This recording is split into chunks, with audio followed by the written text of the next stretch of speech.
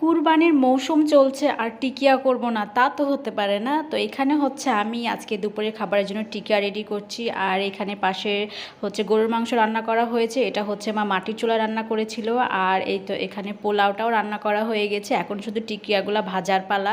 তো এখানে হচ্ছে আমি আর ওটা ওই পুচ্চি টিকিয়াটা আমার পুচ্চি আনহামের জন্য। তো যাই হোক, এখানে হচ্ছে তেলটাকে খুব সুন্দর করে হচ্ছে আমি হাই হিটে আগে গরম করে নিয়েছি, তারপরে জালটাকে একদম কমিয়ে দিয়েছি। আর এখানে একটা একটা করে টিকিয়ে আমি তো দিয়ে দিচ্ছি। আর এটাকে একদমই হচ্ছে আমি অল্প আছে ভাজবো, নাহলে ওপরটা একদম ব্রাউন হয়ে যাবে, ভেতরটা কাঁচাই থেকে যাবে। আর এক প্লেট ভাজবো, আর এই এক প্লেট হচ্ছে মানে বিকালে আমার কাজিনদের আসার কথা। তো শিওর বলেনি, তো বলেছে যে আসার কথা, তো হচ্ছে ওদের জন্য আমি এটা ফ্রিজে এখন ডিপে রেখে দিব। ওরা যখন আসবে তখন ওদেরকে গরম গরম আমি ভেজে দিব।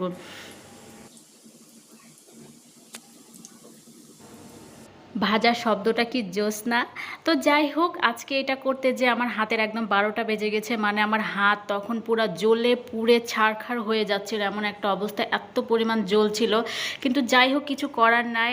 আর আমার কোনো কিছু খেতে ইচ্ছা করলে না, সেটা বানানোর প্রতি আমার কোনো অলসতা কাজ করে না।